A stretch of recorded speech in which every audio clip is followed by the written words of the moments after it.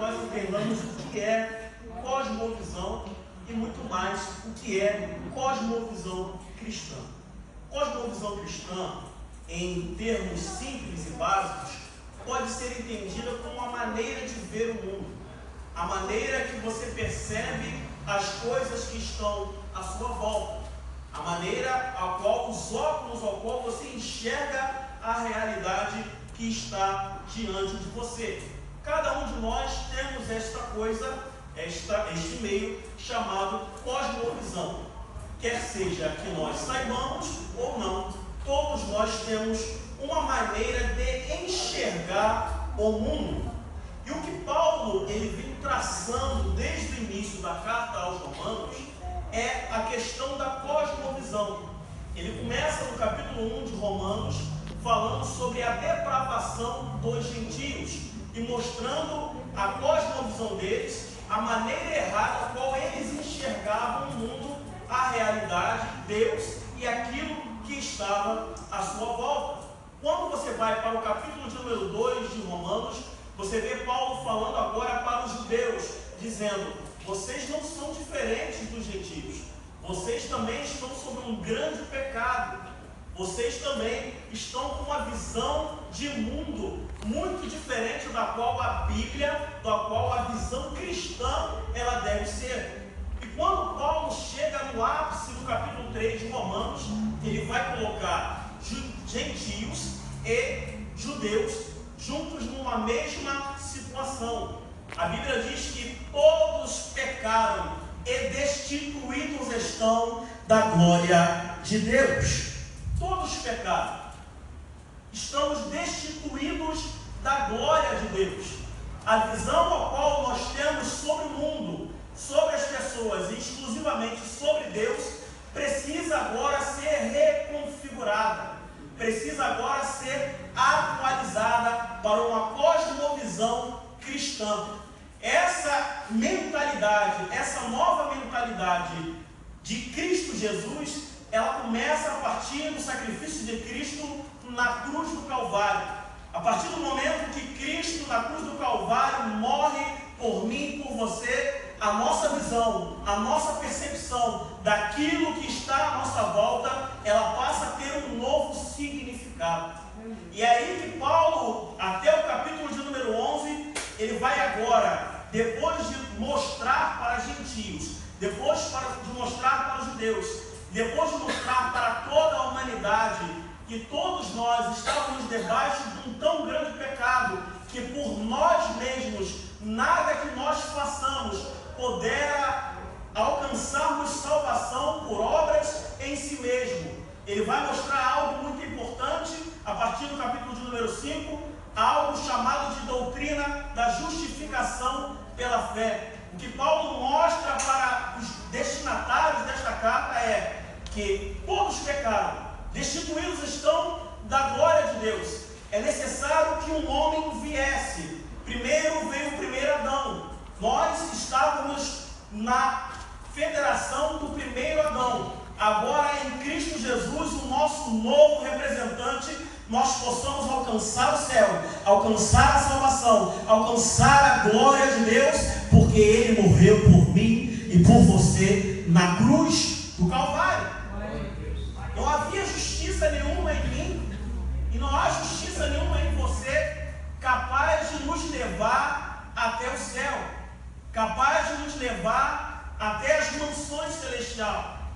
Foi necessário que o teu Filho Jesus viesse, morresse, o único justo, com a sua justiça, se colocar no meu e no seu lugar, para que a sua justiça viesse ser imputada sobre mim e sobre você, e pela justiça dele pudéssemos alcançar agora o céu, a salvação e as bem-aventuranças que o Senhor tem preparado para a tua igreja. Veja que Paulo, até o capítulo de número 11, ele vai tratar sobre doutrina.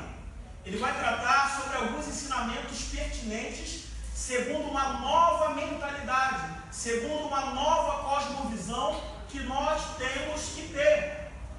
E agora, Paulo, quando chega no capítulo de número 12 da carta aos Romanos, ele vai fazer uma transição do seu pensamento. Paulo, até aqui, tece aquilo que nós devemos pensar, aquilo que nós devemos saber sobre o que Cristo fez por mim e por você. Mas não adianta eu ter muita doutrina e não ter vida com Deus. Não adianta eu ter muita Bíblia e andar errante sobre a face da terra. Por isso que Paulo, no capítulo número 12 de Romanos, ele vai trazer todo esse compêndio doutrinário, todo esse compêndio teológico para uma vida prática de vivência do Evangelho. Paulo vai começar dizendo no versículo de número 1: rogo-vos, pois, irmãos, pela compaixão de Deus, que apresentei vossos corpos em sacrifício vivo, santo e agradável a Deus, que é o vosso culto racional. Repita comigo: sacrifício vivo. Sacrifício vivo. Paulo agora faz uso de uma nomenclatura veterotestamentária, quando ele traz a ideia do sacrifício, que era comum no Antigo Testamento, e agora em Cristo Jesus não era mais apresentado um sacrifício no altar de um animal ou coisa semelhante. Paulo está dizendo algo muito importante para uma vida prática, para mim e para você aqui essa noite. O sacrifício não é um cordeiro agora apresentado. O sacrifício não é algo que nós tiramos do rebanho e trazemos à mesa para ser imolado. O sacrifício agora é a minha e a sua vida em Cristo Jesus. O sacrifício vivo agora sou eu. O sacrifício agora é você. Deus não nos quer pela metade.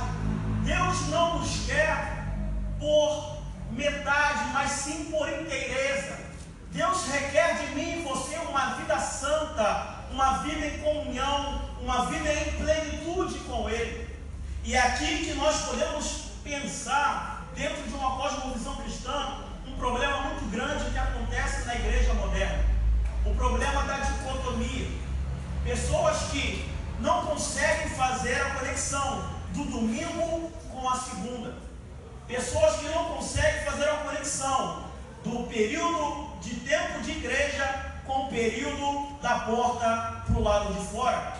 Pessoas que em posições extra-religiosas não conseguem entregar o mesmo empenho de louvor, de adoração que entregam dentro da casa de Deus. O que Paulo está dizendo aqui para mim e para você é que esse momento aqui de culto, ele não significa a totalidade da sua adoração a Ele. Esse momento aqui de reunião não se totaliza todo momento que você deve se render a Ele. O que Paulo está dizendo para mim e para você, que a sua vida como um todo tem que ser de louvor, de adoração, de glorificação ao nome dEle. Não importa onde você esteja, seja no trabalho, faça para a glória de Deus, seja dentro de casa, sirva para a glória de Deus. Assim como Paulo disse em 1 Coríntios 10:31, quer comais, quer bebais, façai tudo para a glória de Deus. Para a glória de Deus, irmãos. O que Paulo está dizendo quando usa desse artifício é as coisas mais simples desta vida, como comer e como beber, façai tudo para a glória de Deus. Para a glória de Deus. A nossa vida, agora por livre e espontânea vontade, pela operação do Espírito Santo, era uma vida de sacrifício entregue a Ele. Ei, querido, talvez você pense que seja mais louvável estar aqui com o microfone na mão, seja um exercício de mais santidade do que o exercício que você faz na sua prática diária. De jeito nenhum. Se você é um pedreiro, sirva como pedreiro para a glória de Deus. Se você é um médico, sirva na medicina para a glória de Deus. Se você é um vendedor, sirva no seu comércio para a glória de Deus. Não há divisão entre sagrado e secular. Para o cristão, tudo é sagrado, tudo é para a glória de Deus. Louvado seja o nome do Senhor. Entendendo, quando Paulo agora diz que tudo isso, como sacrifício vivo, dentro de um culto racional aqui, traz uma ideia de um culto inteligente, não um culto intelectual, mas um culto inteligente. Quando Paulo traça todas as doutrinas, até o capítulo de número 11, Paulo está mostrando, descendo aos irmãos romanos, tudo aquilo que eles deveriam ter em mente. É uma adoração consciente daquilo que está fazendo. Culto racional é uma adoração consciente de tudo aquilo que Cristo fez por mim e por você, querido. Quando nós temos a consciência do que Cristo fez por mim e por você, a nossa mentalidade ela tende a mudar. A nossa vida ela passa a ser guiada de uma maneira diferente, porque nós sabemos que aquele sacrifício que Ele fez na cruz do Calvário nos deu algo que nós nunca por si só poderíamos alcançar. Em segundo lugar, no versículo de número 2, Paulo vai começar dizendo: e não vos conformeis com este mundo, mas transformai-vos. Dentro da teologia de Paulo, dentro da ideia da cosmovisão cristã, só há espaço para dois tipos de pessoas: os conformados e os transformados. Eu creio que essa noite só há crente transformado nesse lugar. Paulo está dizendo, quando ele traz essa ideia, é interessante que a raiz da palavra conformado com a transformado vem da mesma raiz da palavra forma. E essa palavra, ela tem duas conotações no grego. Uma é esquema e a outra é morfê. Esquema fala daquilo que é alterável. Esquema fala daquilo que é mutável. Conformidade, conformar, é você estar no ambiente, nesse sistema mundano e passar a tomar forma daquilo que está te imbuindo do lado de fora. É como o camaleão. O camaleão, ele toma as características do ambiente a qual ele se encontra. Então, muitos crentes, muitos irmãos, muitas pessoas neste século, em vez de ser agentes de transformação do Evangelho, têm sido contaminados com a ideologia desse sistema mundano. Paulo está dizendo, não seja um crente assim, mas seja muito pelo contrário, um crente transformado. Porque a ideia de transformado vem da palavra metamorfo, que dá a ideia da palavra metamorfose. E eu só lembro, quando penso em metamorfose, mais uma vez, dando uma analogia, da borboleta. Você vê que a lagarta, ela entra no casulo e entra no estado de metamorfose. E, irmãos, eu sinceramente nunca vi uma borboleta voltar a ser lagarta. Eu nunca vi. O processo de transformação, ele é uma ação do Espírito Santo sobre a minha e a sua vida. O agente de transformação da igreja não é o pregador, não é o pastor, mas é o Espírito Santo de Deus que transforma a minha e a sua vida. E o mais interessante ainda é que a ideia de transformação aqui, ela está no imperativo e traz uma ideia de transformando-se. Traz uma ideia de transformação contínua. Traz uma ideia de continuidade a cada dia. Nós ainda não alcançamos a estatura do varão perfeito, mas nessa transformação, dando lugar ao Espírito Santo de Deus, estaremos com Cristo nas alturas, estaremos com Ele nos céus, porque se fomos transformados pelo Espírito de Deus. Romanos capítulo 8 diz que o Espírito que ressuscitou a Jesus dos mortos ressuscitará vossos corpos mortais. Ô irmão, o Espírito que ressuscitou a Jesus fez essa obra grandiosa. Imagine, querido, o que Ele não pode fazer comigo e contigo essa noite, se você der vazão para a autoridade e para o poder do Espírito Santo de Deus. Aleluia. Em terceiro lugar, o O texto continua a dizer: transformai-vos pela renovação do vosso entendimento. Pela renovação do vosso entendimento. Eu acho lindo é que há duas palavras que trazem uma ideia de conversão no original. A primeira palavra se chama epistéfo.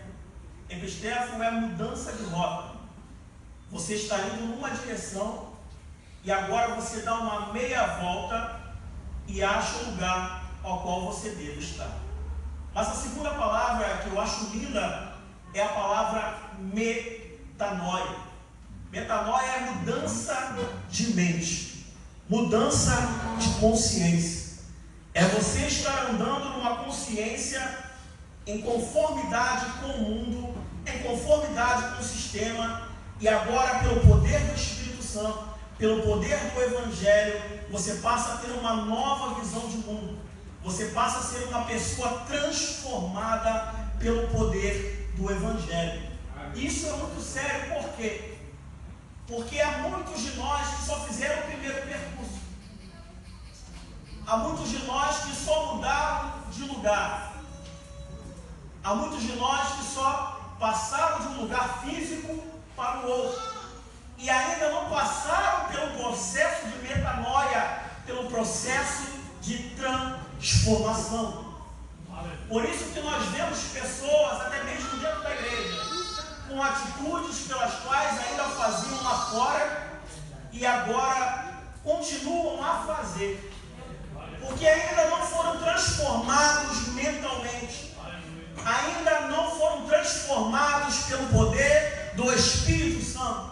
Eles só mudaram de lugar, eles só mudaram de posição, mas ainda continuam a pensar da mesma maneira como pensavam pelo lado de fora. Isso é tão sério que Paulo vai continuar a dizer, e há uma condicional no texto muito interessante: transformai-vos pela renovação do vosso entendimento, para que experimenteis qual seja a boa, agradável e perfeita vontade de Deus. E aqui eu aplico a mensagem que começa a terminar. O que Paulo está dizendo aqui é que se você não passar por esse processo de transformação da maneira qual você enxerga o mundo, se você não alcançar uma mentalidade, uma transformação pela qual a Bíblia ela nos revela, o Evangelho ele nos traz, a probabilidade de você alcançar a perfeita, a agradável e boa vontade de Deus é nula.